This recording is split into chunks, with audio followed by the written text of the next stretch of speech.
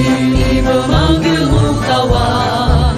Belajar bergerak berbagi untuk negeri, guru penggerak majukan pendidikan. Guru penggerak menghamba pada murid, kreatif rancang pembelajaran. Hargai potensi, tingkatkan prestasi, lahirkan profil pelajar Pancasila. Belajar bergerak berbagi untuk negeri, kita menjalin kolaborasi. Belajar bergerak berbagi untuk negeri, demi bakti pada Ibu Pertiwi.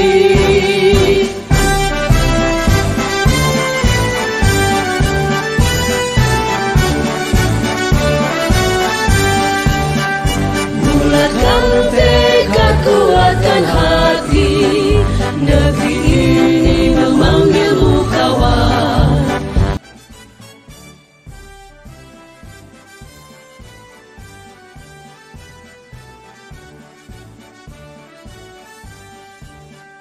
Bulatkan tekad, kuatkan hati, negeri ini memanggilmu kawan. Belajar bergerak berbagi untuk negeri, guru. Assalamualaikum warahmatullahi wabarakatuh. Perkenalkan, nama saya Rizka Astia Fadilah dari kelas 5A. Assalamualaikum warahmatullahi wabarakatuh. Perkenalkan, nama saya Gisa dari kelas 5A. Assalamualaikum warahmatullahi wabarakatuh.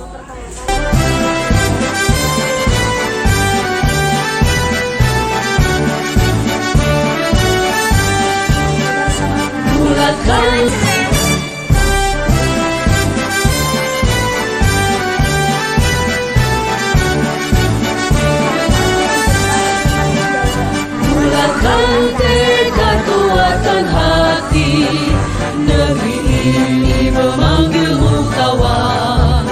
Belajar bergerak berbagi untuk negeri, guru penggerak.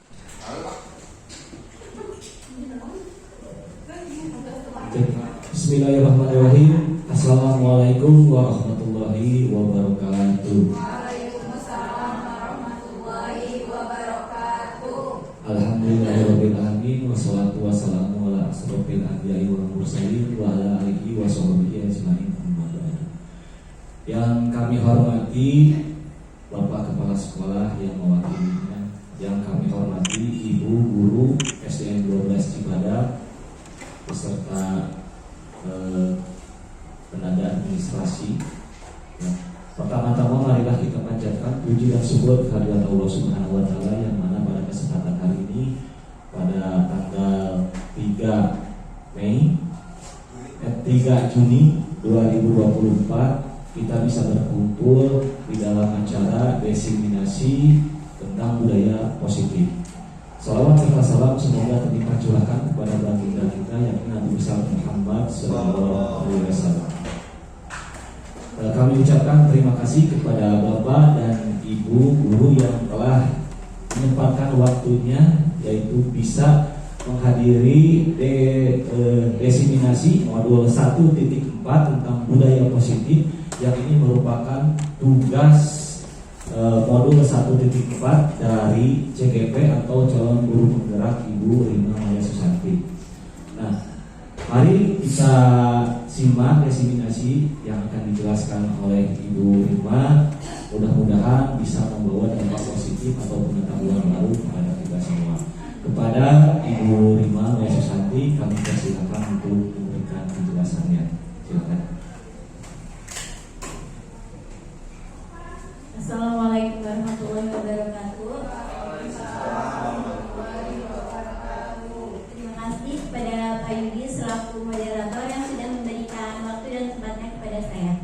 Yang terhormat Bapak Kepala Sekolah yang mewakili, Bapak Ibu Guru dan tenaga administrasi yang sudah bersedia hadir meluangkan waktunya untuk acara diseminasi modul 1.4 budaya positif yang merupakan salah satu pendidikan guru penggerak. Perkenalkan, Bapak Fasil dari kelompok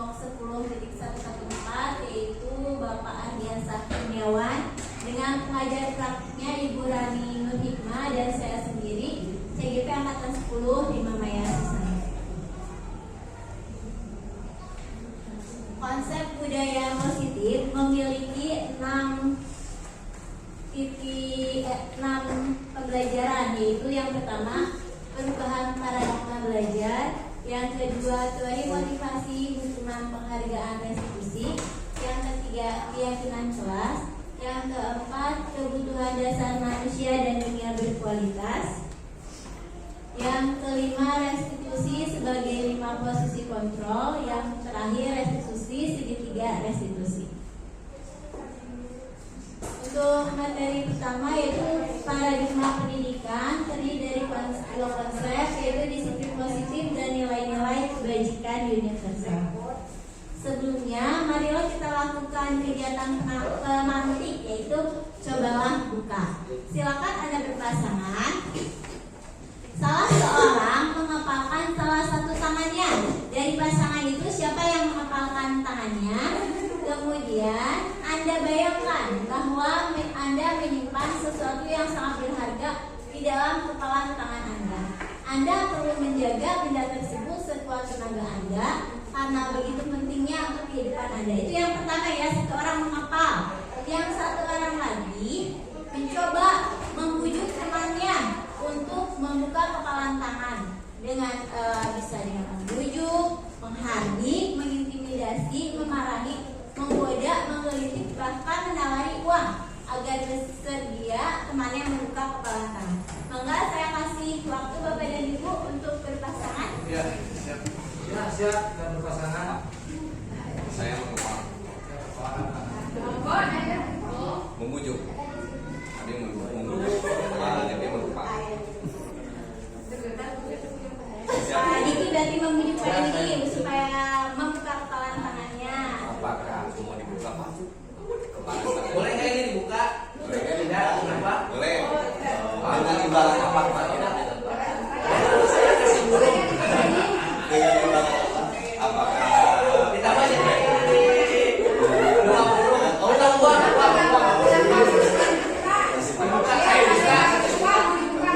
Boleh tidak? Menjadi bapak tidak mau kemarin. Jadi bapak itu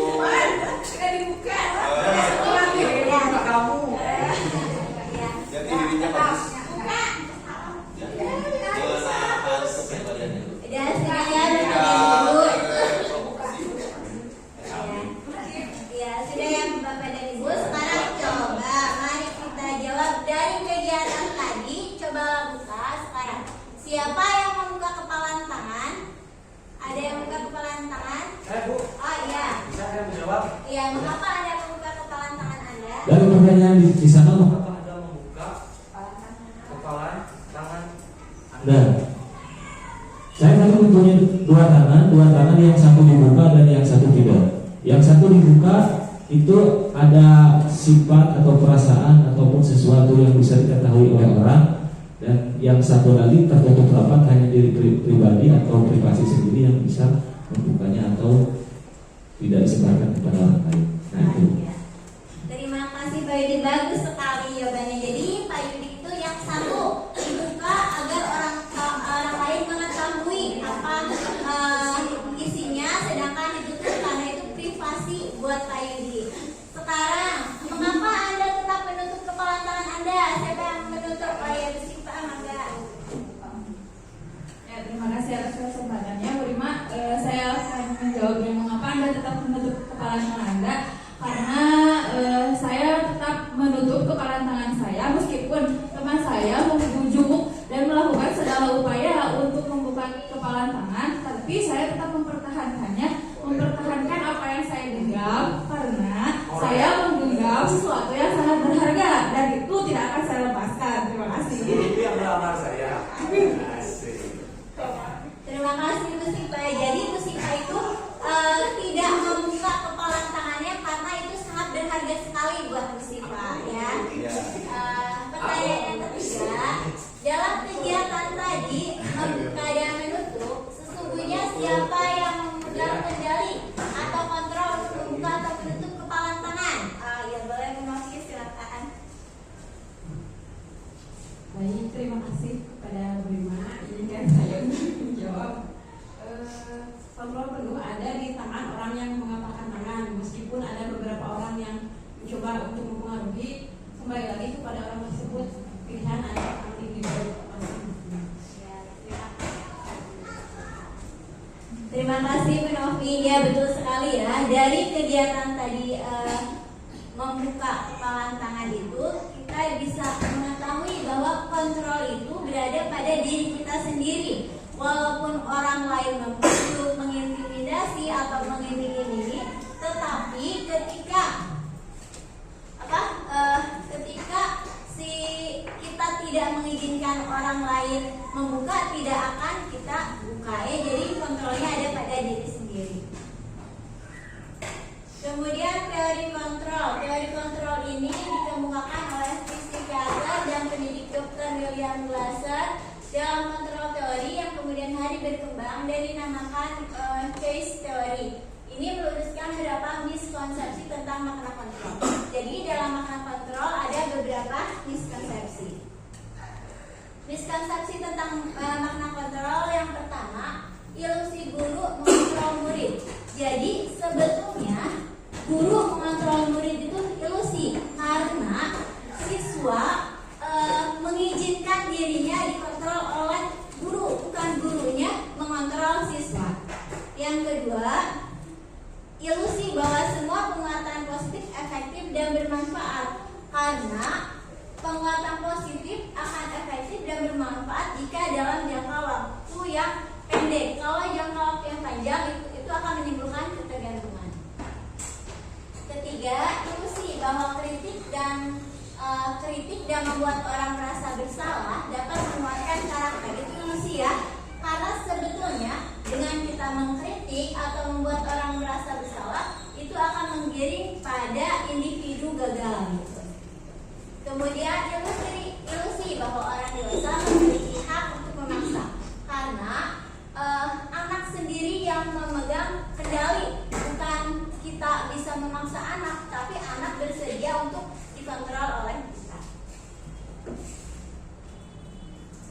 Untuk merubah perubahan paradigma stimulus respon ke pendekatan kontrol, yang pertama, kalau stimulus respon realisasi atau kebutuhan kita sama, sedangkan pada teori kontrol realisasi atau kebutuhan kita berbeda.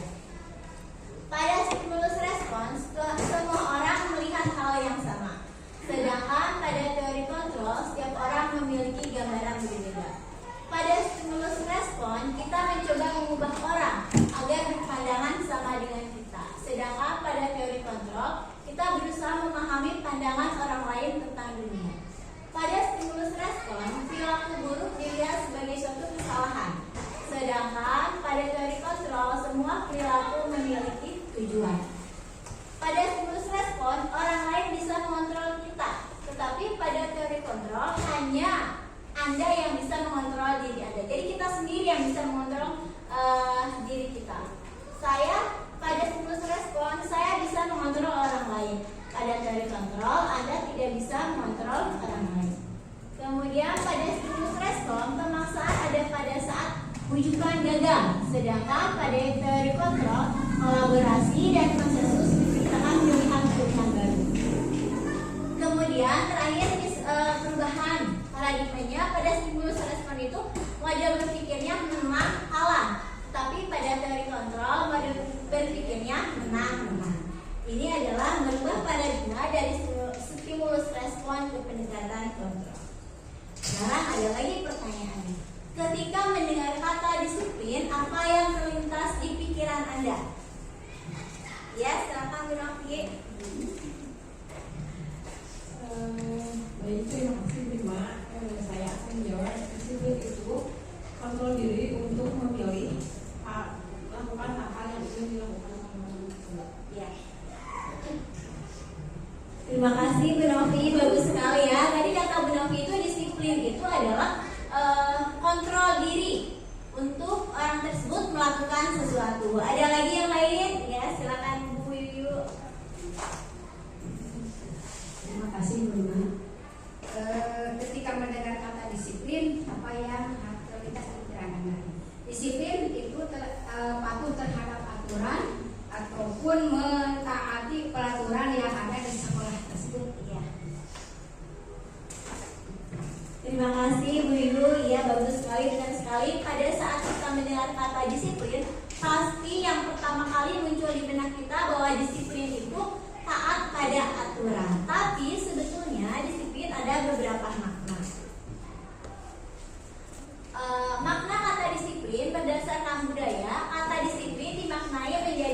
sesuatu yang dilakukan seseorang pada orang lain untuk mendapatkan kepatuhan.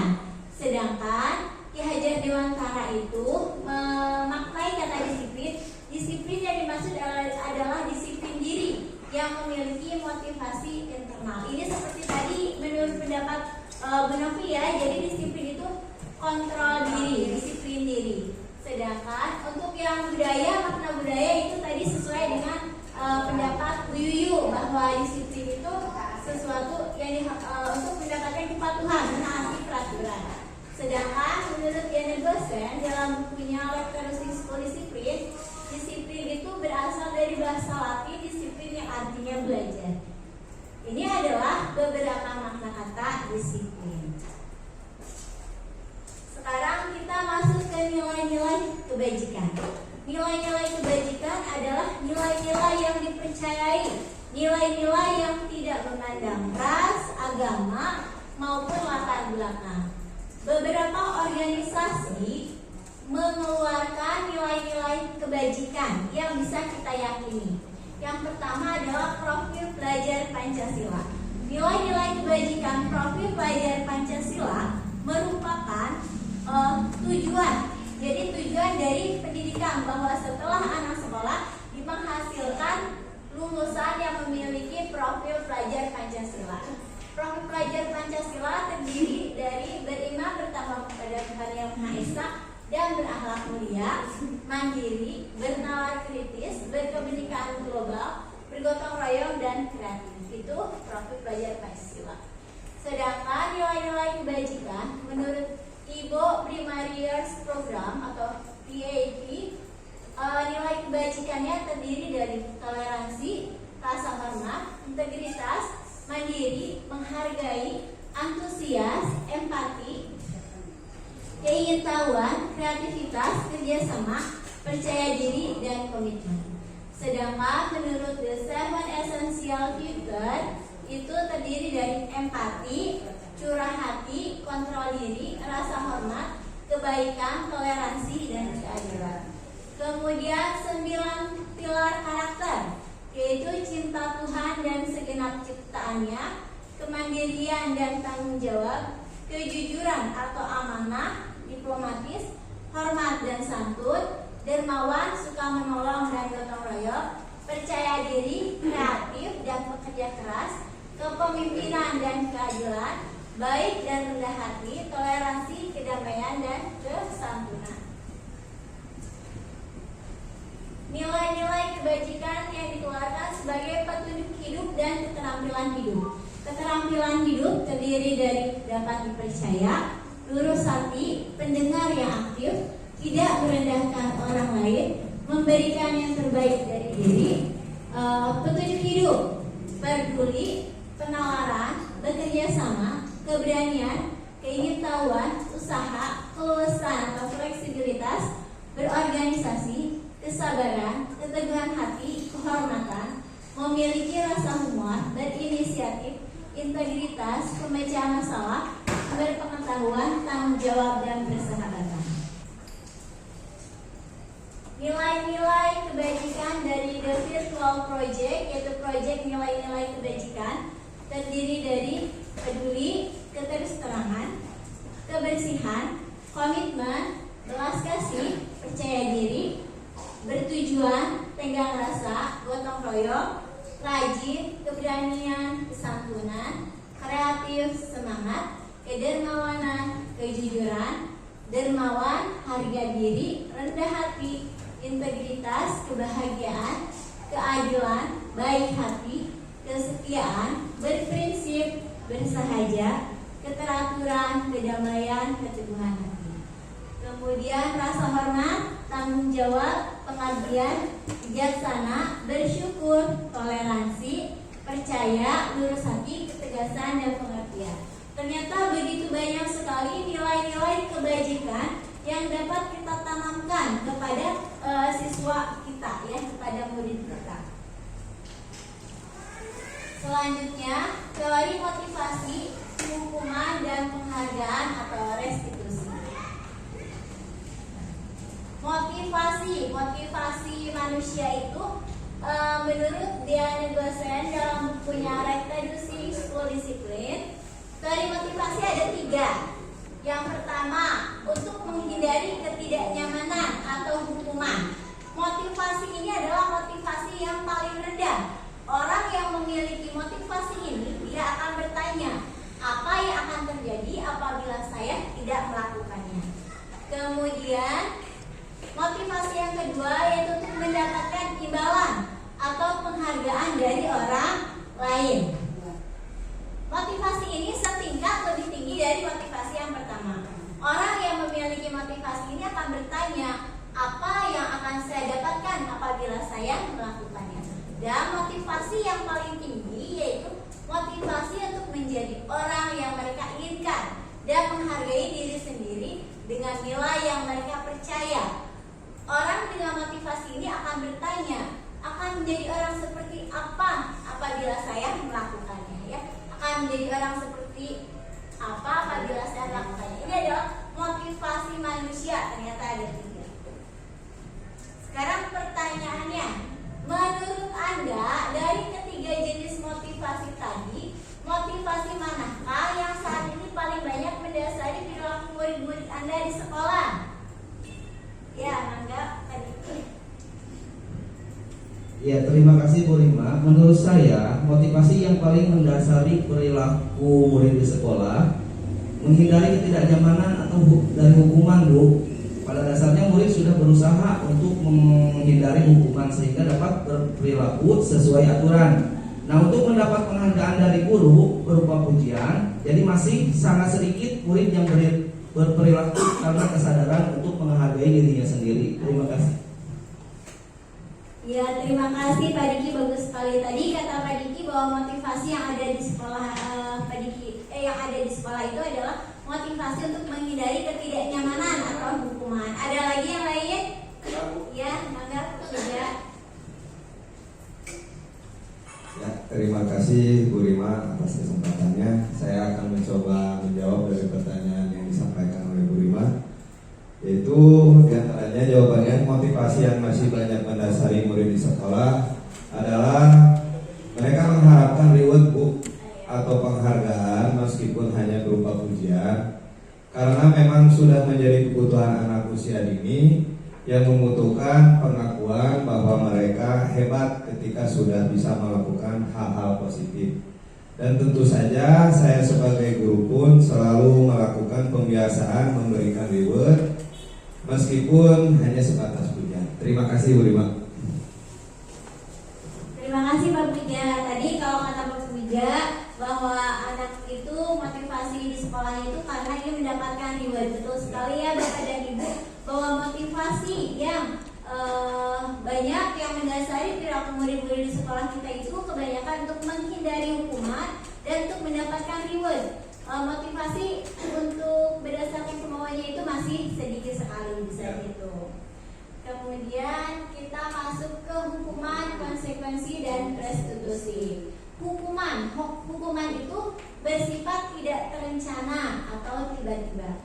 Anak atau murid tidak tahu apa yang akan terjadi. Jadi hukuman itu anak tidak akan tahu apabila dia melanggar hukuman apa yang akan diberikan. Dan tidak dilibatkan dalam pembentukan konsekuensinya. Hukuman bersifat satu arah dari pihak guru yang memberikan, dan murid hanya menerima suatu hukuman tanpa melalui suatu kesepakatan atau pengarahan dari pihak guru, baik sebelum atau sesudahnya. Hukuman yang diberikan bisa berupa fisik maupun psikis. Murid atau anak disakiti oleh suatu perbuatan dan kata-kata. Jadi hukuman itu dibuat oleh guru dan diberikan kepada anak tanpa anak tahu apa konsekuensinya. Kemudian hukuman ini menyakiti siswa. Hukuman itu bisa bersifat verbal maupun non verbal, dan ini jangka waktunya panjang. Sedangkan konsekuensi sudah terencana atau sudah disepakati, sudah dibahas dan disetujui oleh murid dan guru. Umumnya bentuk-bentuk konsekuensi dibuat oleh pihak guru sekolah, dan murid sudah mengetahui sebelum konsekuensi yang akan diterima bila ada pelanggarannya. Pada konsekuensi, murid tetap dibuat tidak nyaman untuk jangka waktu pendek. Konsekuensi biasanya diberikan berdasarkan suatu data yang mempunyai data tujuan.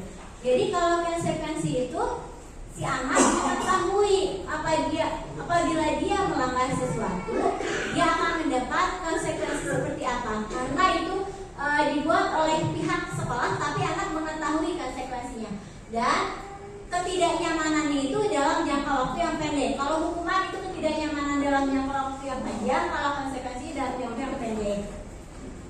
Yang terakhir adalah restitusi. Restitusi adalah proses menciptakan kondisi bagi murid untuk memperbaiki kesalahan mereka, sehingga mereka bisa kembali pada kelompok mereka dengan karakter yang lebih kuat. Itu menurut dosen 2004. Restitusi juga merupakan proses kolaboratif yang mengajarkan murid untuk mencari solusi untuk masalah mereka dan membantu murid berpikir tentang orang seperti apa yang mereka inginkan dan bagaimana mereka harus memperlakukan orang lain. Jadi restitusi ini ketika seseorang melakukan kesalahan, orang tersebut diajak untuk memperbaiki solusi untuk memperbaiki kesalahannya itu seperti apa, sehingga dari awalnya identitas gagal menjadi identitas gagal menjadi identitas positif. Ini adalah restitusi. Ternyata Bapak dan Ibu, penghargaan juga bisa menghukum. Jadi dihukum oleh penghargaan. Pertama, pengaruh jangka pendek dan jangka panjang. Penghargaan berpengaruh dalam jangka pendek tidak akan lama. Sedangkan kalau jangka panjang itu dia akan menimbulkan ketergantungan. Penghargaan tidak efektif tadi karena penghargaan itu hanya bersifat sementara, hanya dalam jangka waktu pendek, tidak jangka waktu panjang. Kemudian penghargaan merusak hubungan. Ketika penghargaan diberikan di depan orang lain dan akan menimbulkan iri hati, cemburu, jadi merusak hubungan. Penghargaan mengurangi ketepatan. Orang yang awalnya mengerjakan matematika tepat, cepat, tapi setelah diberi penghargaan karena dia ingin mendapat penghargaan lagi, sehingga dia kurang tepat mengerjakannya karena terburu-buru. Penghargaan menurunkan kualitas, ya. Penghargaan juga menurunkan kualitas, yang awalnya kualitasnya bagus, ketika membuat suatu gambar misalnya karena penghargaan, kemudian dia kualitasnya menurun. Penghargaan bahkan dapat mematikan kreativitas karena dia enggan untuk berkembang. Kemudian penghargaan menghukum. Kenapa penghargaan menghukum? Ketika kita diberi penghargaan, kemudian kita melakukan sesuatu berharap penghargaan tersebut tetapi tidak diberikan, maka kita akan merasa dihukum oleh penghargaan.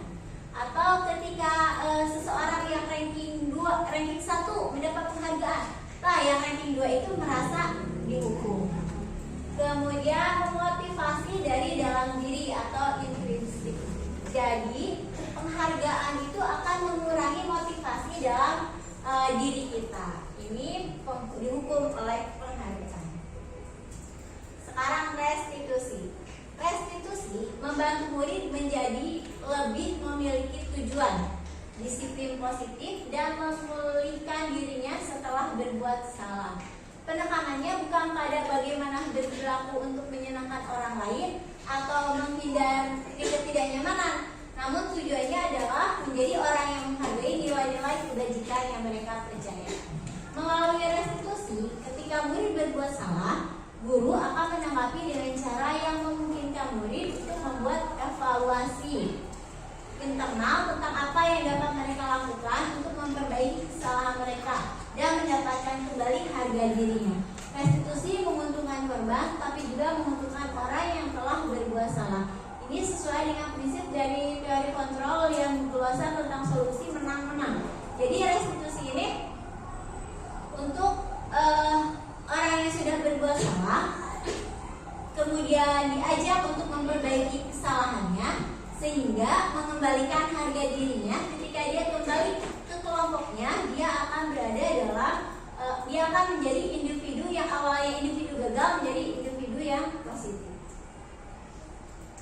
Ciri-ciri restitusi. Yang pertama, restitusi bukan untuk menebus kesalahan, namun untuk belajar dari kesalahan. Dengan restitusi, kita mengajak seseorang untuk memperbaiki kesalahannya agar ketika dia menemukan kesalahan yang sama di masa depan itu dia bisa menyelesaikannya dengan cara yang sama. Jadi belajar dari kesalahan.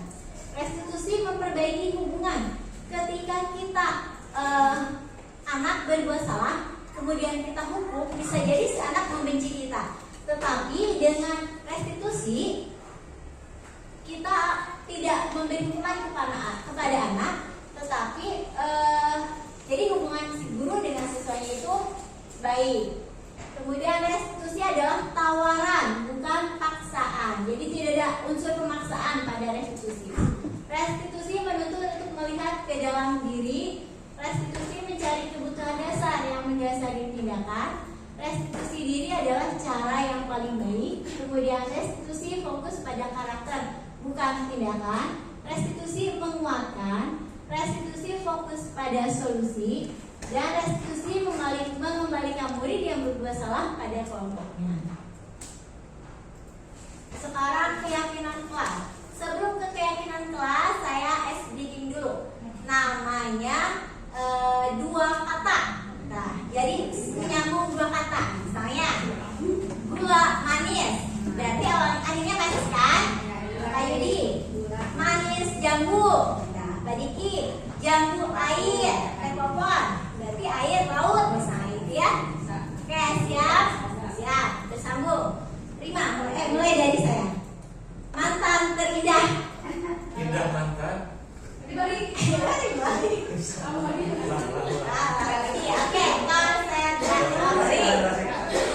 konsentrasi. Kenangan manis. Dari awal ada Pak. Iya. Kenangan manis. Siap. Siap. Lah. Oke, kita ulang lagi. Kenangan manis. Manis gula. Gula batu.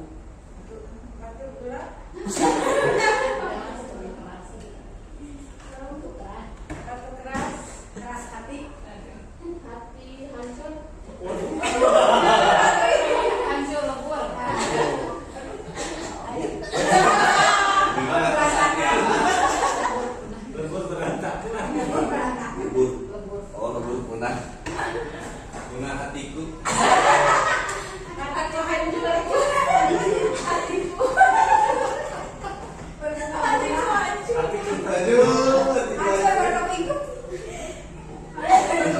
Kasih aja lo. Dari hati. Jadi ke hati ya. Ya. Oke, jadi lanjut ya. Sekarang keyakinan kelas. Pertanyaannya, mengapa keyakinan kelas? Mengapa tidak peraturan kelas saja? Siapa ya boleh bersifat enggak? Ya, terima kasih Bu Rima. Saya akan mencoba menjawab pertanyaan mengapa keyakinan kelas bukan peraturan kelas saja. Keyakinan kelas itu berbeda dengan peraturan kelas. Keyakinan kelas bukan peraturan kelas. Di sini menarik. Keyakinan kelas itu dibentuk dari diskusi dua arah, yaitu antara guru dan peserta didik. Sedangkan peraturan kelas itu kayak perintah dan satu arah, itu bersifat kaku. Bersifat kaku. Terima kasih. Terima kasih Bu Sipa. Ya betul sekali kata Bu Sipa. Mengapa keyakinan kelas? Mengapa tidak peraturan kelas?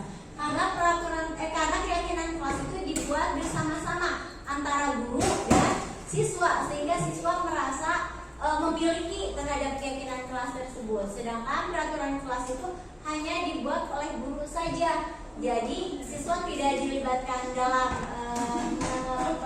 menyusunnya, sehingga bersifat kaku.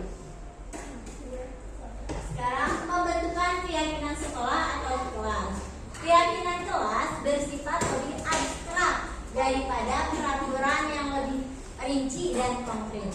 Keyakinan kelas berupa pertanyaan-pertanyaan universal. Pernyataan keyakinan kelas senantiasa dibuat dalam bentuk positif. Keyakinan kelas hendaknya tidak terlalu banyak sehingga mudah diingat dan dipahami oleh semua keluarga kelas. Keyakinan kelas sebaiknya sesuatu yang dapat diterapkan di lingkungan tersebut. Semua warga kelas hendaknya ikut berkontribusi dalam pembuatan keyakinan kelas lewat kegiatan curah pendapat bersedia meninjau kembali keyakinan kelas dari waktu ke waktu. Ini pembentukan keyakinan sekolah atau kelas yang dilakukan bersama-sama dengan siswa.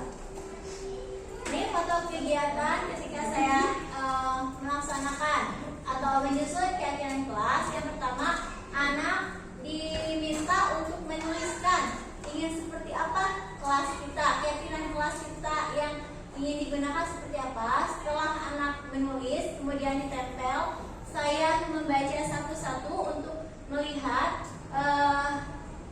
apa saja keyakinan kelasnya, kemudian dituliskan. Setelah itu di-print, ditempel di tempat yang mudah terlihat oleh siswa. Dari keyakinan kelas tersebut ada beberapa kegiatan yang bisa dilakukan untuk memperdalam keyakinan kelas. Yang pertama, kegiatan tampak seperti atau tidak tampak seperti.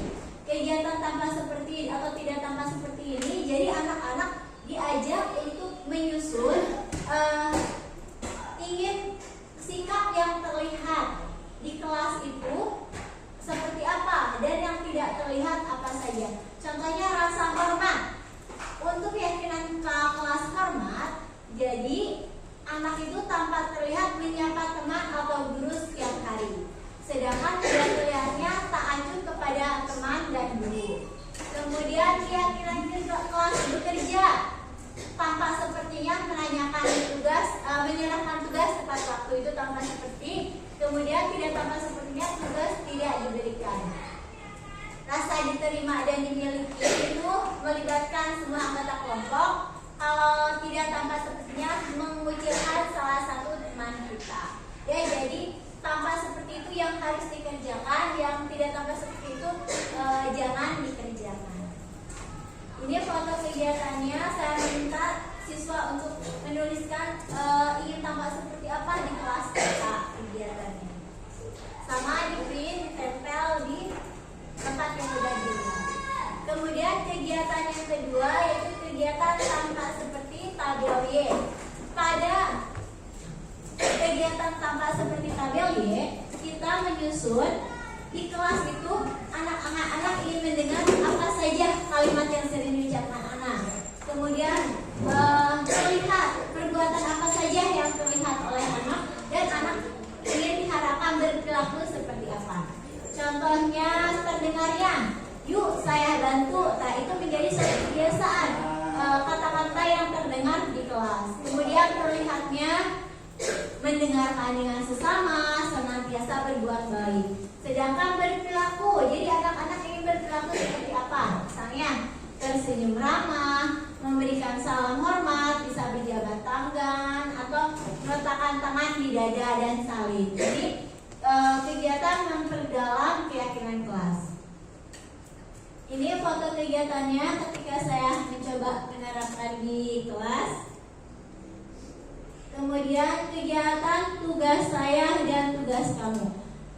Di sini tugas saya itu yaitu tugas guru, sedangkan tugas kamu adalah tugas murid.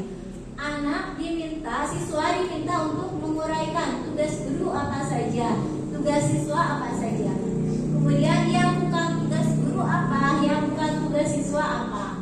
Contohnya tugas guru mengajar, mendidik, murid tugasnya belajar, mencoba. Guru tugasnya bukan menyakiti atau disakiti, memaksa kamu untuk belajar. Kemudian siswa tugasnya bukan menyakiti atau disakiti dan mengeluh. Ini tugas guru dan tugas anak. Sama ini kegiatan yang saya lakukan di kelas, di mana anak-anak diminta menuliskan tugas mereka, kemudian ditempel di tempat yang mudah terlihat. Sekarang kebutuhan dasar manusia dan dunia berkualitas. Setiap manusia pasti memiliki kebutuhan. Nah, ada kebutuhan dasar yang harus dipenuhi dan manusia berupaya untuk memenuhinya. Kebutuhan dasar manusia itu adalah segala sesuatu yang kita lakukan untuk mendapatkan apa yang kita inginkan. Seluruh tindakan yang kita lakukan memiliki tujuan tertentu, dan semua usaha terbaik yang kita lakukan adalah dalam rangka agar kebutuhan dasar kita terpenuhi dengan baik.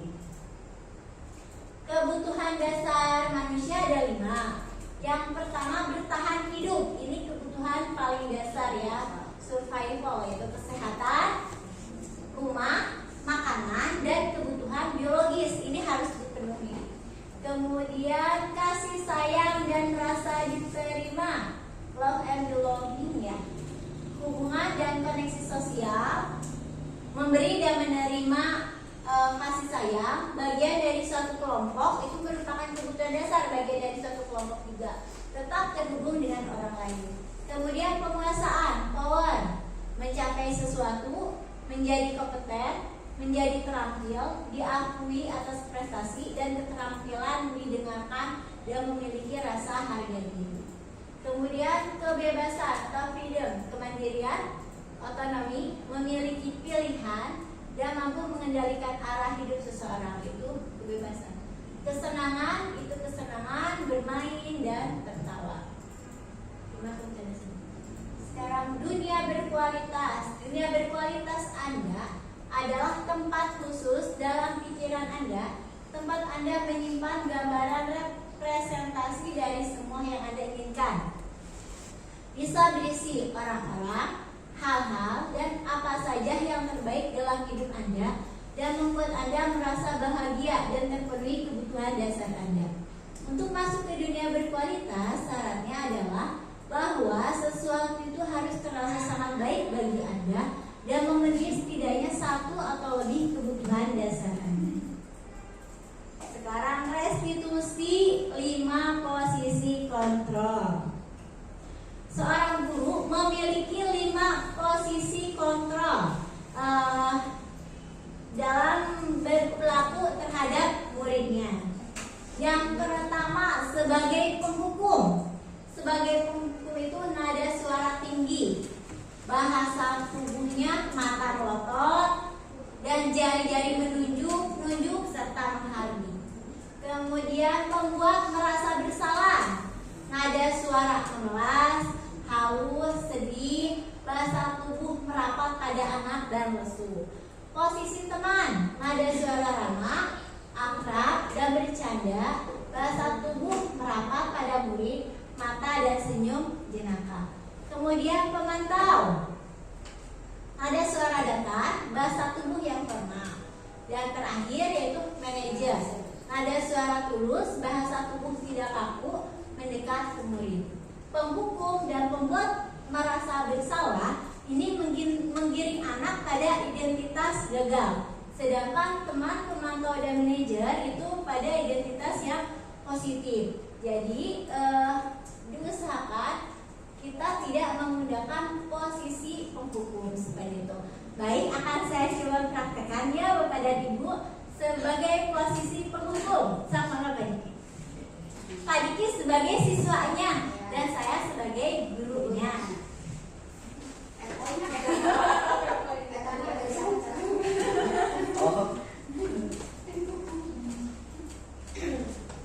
Dari sini Bu. Iya, Kak. Assalamualaikum. Waalaikumsalam. Naren, kenapa kamu baru datang? Maaf Bu, tadi saya di jalan ada sesuatu masalah Bu. Sekarang kamu lari keliling lapangan. Ya Bu. Itu sebagai posisi penghukum. Jadi suaranya nada suaranya tinggi, kemudian jari mata melotot menunjuk. Kemudian membuat rasa bersalah. Selamat pagi Bu. Pagi, Naren. Kenapa kamu kesiangan? Bu, semalam saya begadang Bu. Oh, Naren, coba bisa tidak kamu tidak kesiangan. Kasihan sama ibu. Nanti ibu dimarahin sama bapak kepala sekolah. Ya Bu, baik Bu, saya minta maaf Bu. Ya, silakan duduk Naren. Nah, itu rasa bersalah. Jadi membuat anak merasa bersalah dengan kepada gurunya gitu. Kemudian silakan Pak Diki, posisi teman. Selamat pagi Bu. Selamat pagi. Ya Bu, saya terlambat. Kenapa Naren kamu bisa terlambat? Semalam enggak cium tangan dulu. Oh, belum orang tuh. Ah, ya udah nggak terlambat demi ibu, ya Naren. Ya, silakan boleh duduk. Ya. Itu posisi teman. Sekarang posisi pemantau. Ya. Saya minta maaf, saya terlambat. Kenapa Naren? Maaf, saya gagal Oh iya. Kamu tahu konsekuensi kamu? Kita masuk jam berapa Naren? Jam 7 Bu. Kamu tahu konsekuensi dari datang terlambat? Ibu, Apa? saya akan menerima sanksi Bu. Oh iya baik. Silakan kamu laksanakan sanksi tersebut ya. Terima kasih Bu. Ya. Jadi pada saat pemantau itu dihubungkan dengan konsekuensi yang sudah di peraturan yang ada di sekolah. Kemudian sebagai manajer. Oke. Selamat pagi Bu. Pagi ya. Kenapa kesiangan Naren? Semalam Bu, saya nyari buku susah, jadi paginya saya agak sibuk nyari buku, jadi tidak bisa, jadi terlambat Bu. Oh iya. Setiap manusia pasti pernah melakukan kesalahan. Apa usaha kamu untuk memperbaikinya, Naren? Saya akan akan lebih disiplin lagi Bu, untuk supaya tidak kesiangan lagi Bu. Iya. Jadi karena keyakinan salah satu keyakinan kelas kita apa, Naren? Tidak terlambat Bu. Iya betul. Jadi usahakan untuk besoknya lagi kamu lebih mempersiapkan dan tidak terlambat ya. Ya Bu, baik, terima kasih Bu. Nah itu adalah 5 posisi kontrol sebagai manajer. Jadi sebagai manajer itu memperbaiki dari kesalahan yang sudah dilakukan. Kemudian sekarang posisi kontrol apakah aku? Kamu sudah mengecewakan bapak dan ibu sebagai apa? Membuat rasa bersalah. Ya, mengapa Pak Yudi? Pak Yudi paling lincah menjawab. Mengapa kamu jawabannya sebagai pembuat rasa bersalah? Kami sudah mengecewakan bapak dan ibu. Kalau menurut saya pribadi itu sebagai pembuat rasa bersalah. Karena tadi dari ilustrasi yang ibu sampaikan dijelaskan sudah mengecewakan ibu ataupun malu oleh kepala sekolah. Jadi ke anaknya itu merasa, saya merasa bersalah telah mengecewakan ibu. Nah mungkin itu yang saya tangkap. Terima kasih. Betul sekali Pak Yudi, terima kasih. Betul, ini adalah posisi kontrol. Kamu sudah sebagai pembuat rasa bersalah. Jadi menggiring anak untuk merasa bersalah pada gurunya. Kemudian apa konsekuensinya? Posisi kontrol apa? Apa ya? Apakah pembuat rasa bersalah, manajer, pemantau, penghukum, atau penghukum? Oke, penghukum. Kenapa ibu penghukum?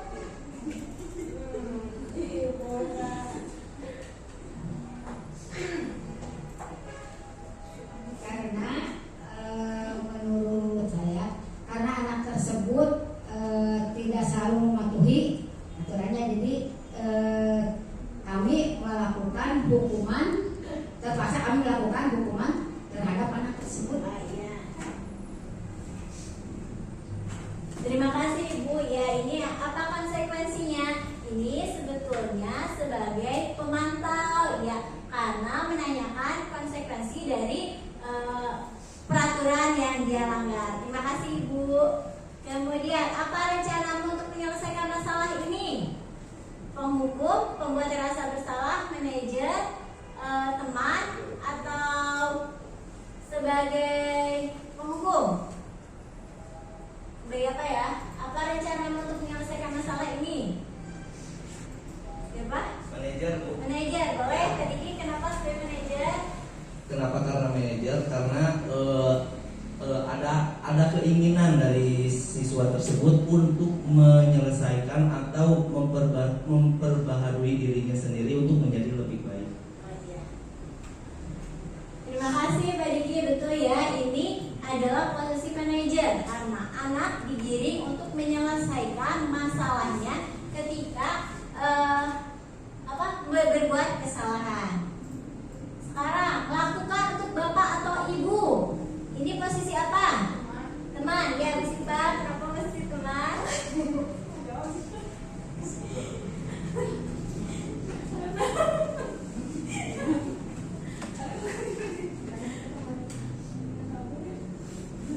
teman ya? Ya betul, kenapa?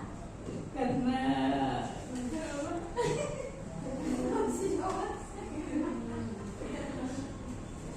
karena si ibunya memposisikan dirinya sebagai teman bersama murid, jadi supaya lebih dekat gitu ya.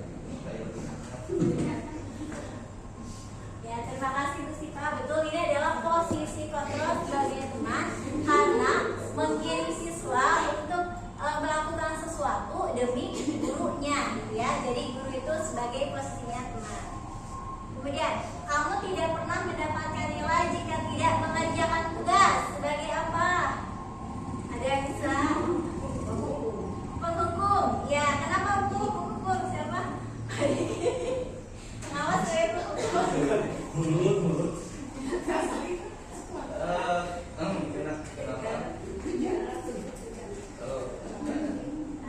Kenapa? Karena di posisi kontrol, apakah aku di posisi pengontrol penghukum ya Bu? Kamu tidak akan pernah mendapat nilai jelek jika tidak mengerjakan tugas. Nah, ini adalah salah satu contoh penghukum, karena seorang guru tidak boleh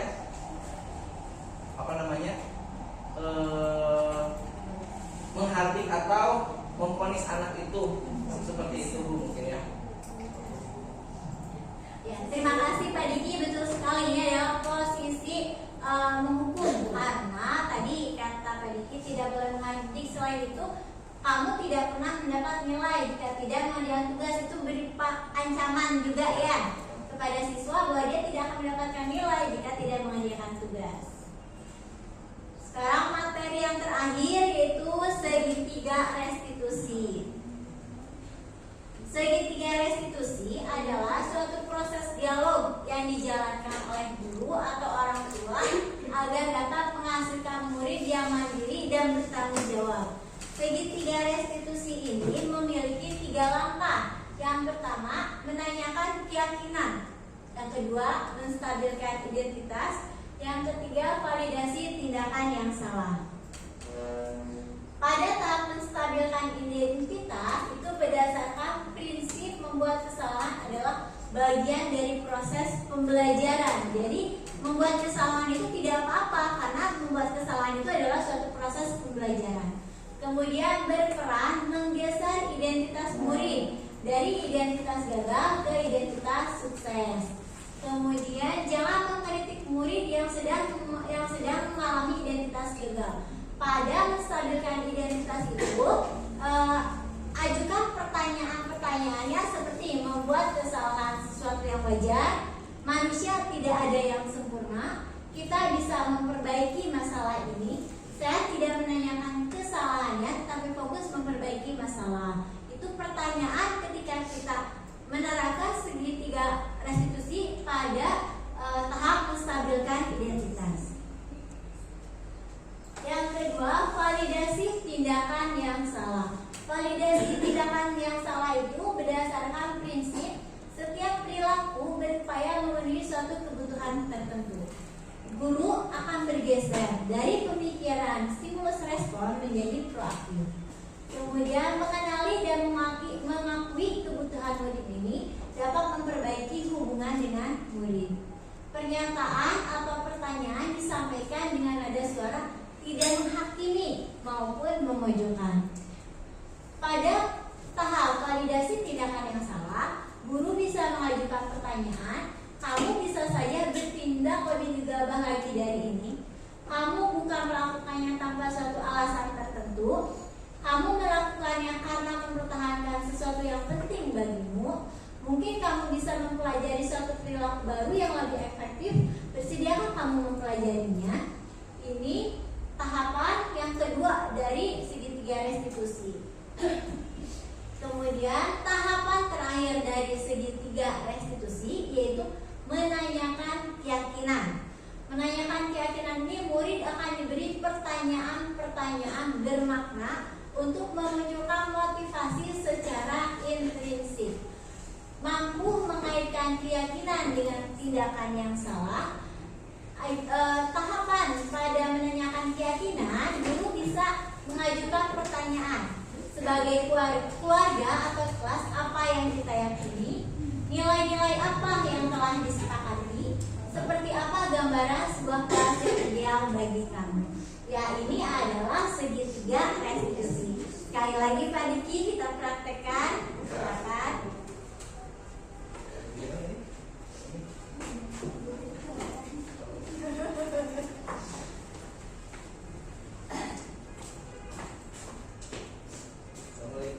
Waalaikumsalam. Kemarin Ibu mendapat laporan dari ketua kelas bahwa kamu bermain bola di dalam kelas. Apakah betul? Ya Bu, betul Bu. Mengapa kamu melakukan itu, Naren? Saya iseng aja Bu, lihat teman-teman asik main bola jadi saya ikutan. Oh iya, baik. Melakukan kesalahan adalah wajar. Ya, manusia tidak ada yang sempurna. Tapi kamu ingat apa keyakinan kelas kita? Dilarang ribut-ribut di kelas, apalagi main bola Bu. Ya, sekarang bagaimana kamu memperbaiki kesalahan tersebut? Saya tidak akan mengulanginya lagi Bu. Ya, kamu tidak akan mengulanginya lagi. Jadi kalau kamu ingin main bola, kamu akan main bola di mana? Di lapangan Bu. Di lapangan. Mulai kapan kamu akan melaksanakannya? Mulai detik ini Bu. Oh iya, terima kasih. Bu, Ya, sama-sama. silakan. Ya, seperti itu adalah penerapan segitiga restitusi. Jadi tidak menghakimi, tidak memberikan hukuman, tetapi anak diajak berdialog untuk menyelesaikan permasalahannya. Ini foto kegiatan ketika saya menerapkan segitiga restitusi kepada beberapa orang murid. Terima kasih, salam dan bahagia. Tapi sebelumnya, ice breaking terakhir. Cluenya adalah donat. Siap ya? Oke, donat. Cluenya donat. Contoh, mata. Mata ada berapa donat? 2. Kenapa 2? Mata 2 donat. Ya, tapi alasannya apa? Kurang tepat. Sekarang langit berapa donat? Ayo, langit berapa donat? Langit berapa donat? 1 donat. Ya, kenapa? Alasannya? Iya, betul. Ya, karena donat jadi kita cari dari sebuah kata itu yang mengandung kata donat, bukan yang bulat. Iya, jadi dari kata donat itu cari. Nah, sekarang cluenya terakhir. Bumi itu bulat. Oke ya, bumi itu bulat. 10 tambah 5 sama dengan 1. 10 tambah 5 sama dengan 1. Ya. 20 tambah 10 sama dengan 2. Oke, sekarang 30 tambah 4 sama dengan 1. Betul, Sipa. Oke, yang lain?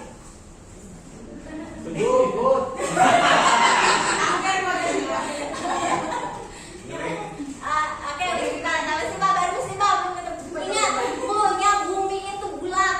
Bumi itu bulat. 15 tambah 6 sama dengan 1. 15 tambah 6 sama dengan 1.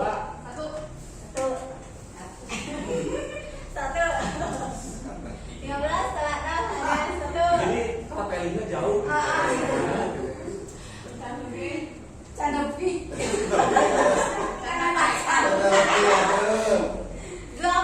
tambah 5 sama dengan 2. 20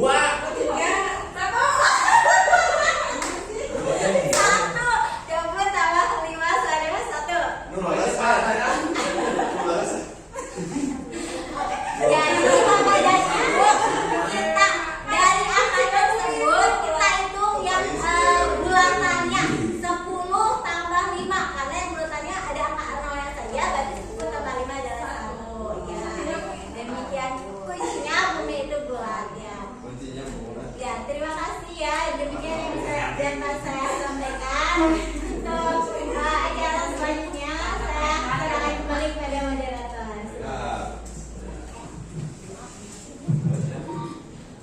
Baik, terima kasih Ibu Rita yang telah melakukan diseminasi tentang budaya positif. Ternyata wow sekali di modul tugas CGP itu, diantaranya kita mengetahui ada jenis-jenis motivasi, kemudian lagi ada lagi tentang keyakinan kelas dan peraturan kelas. Ternyata kita baru mengetahui apa bedanya keyakinan kelas, kemudian peraturan kelas.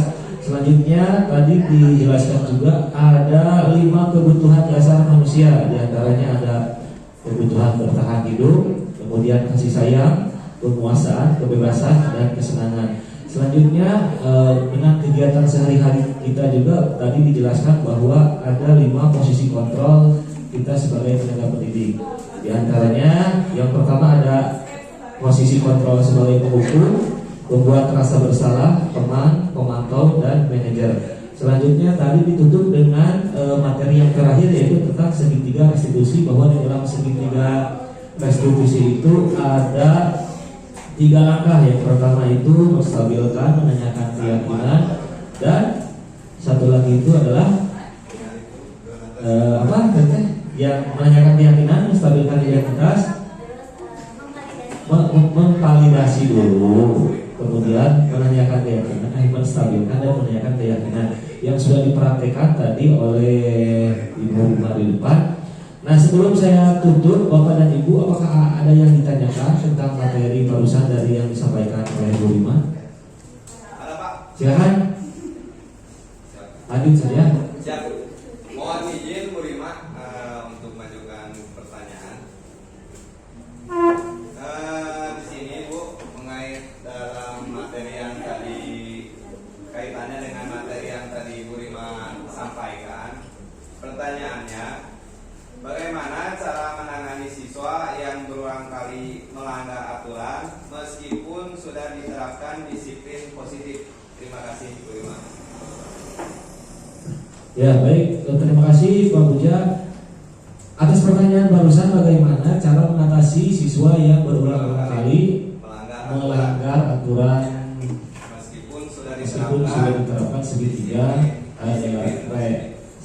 disiplin positif.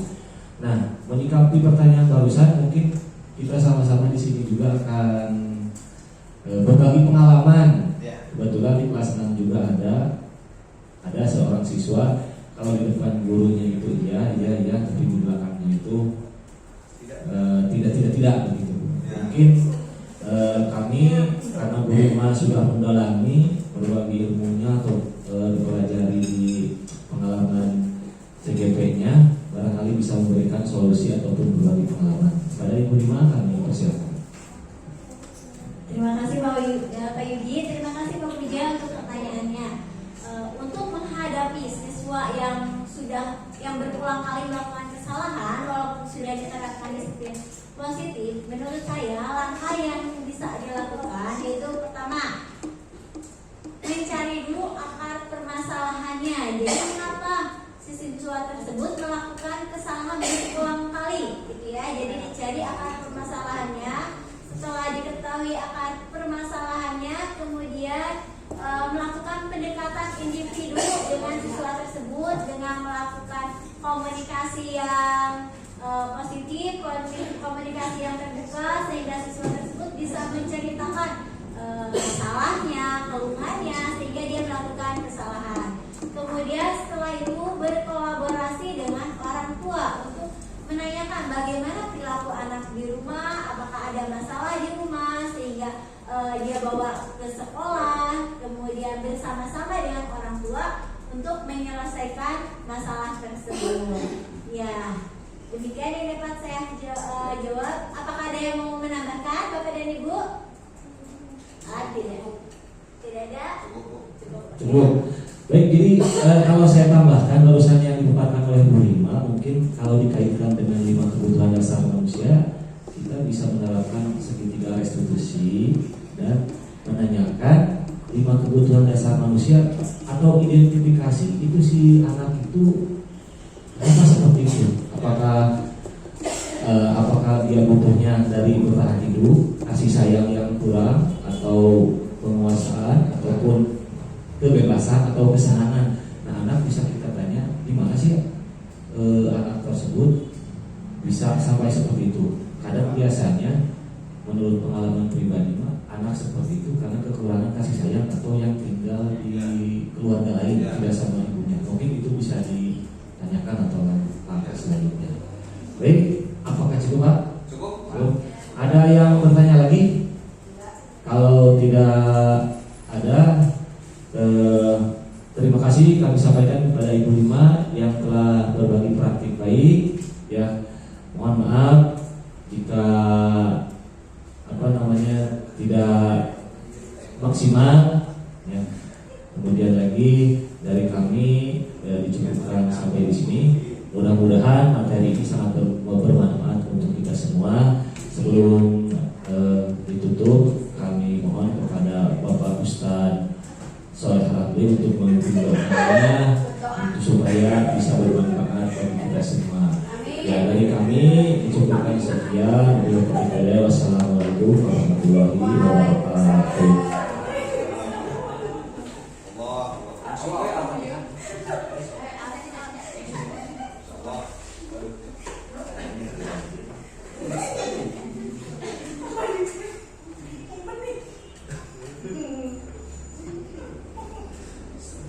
Bismillahirrahmanirrahim. Mudah-mudahan dengan acara destinasi Ibu Rima semoga lancar apa tujuannya dan nilainya baik. Kita akhiri acara ini dengan cukup tentang Al-Fatihah.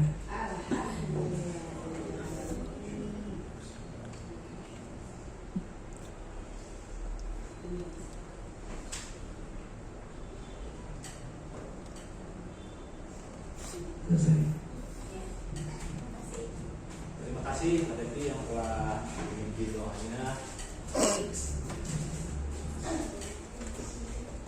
Terima kasih. Terima kasih Pak Devi yang telah memimpin doanya. Mari kita akhiri sama-sama dengan mengucapkan alhamdulillah bersama-sama.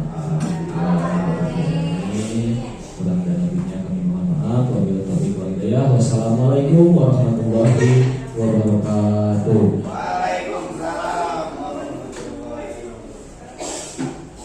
Majukan pendidikan, guru penggerak menghamba pada murid, kreatif rancang pembelajaran, hargai potensi, tingkatkan prestasi, lahirkan profil pelajar Pancasila.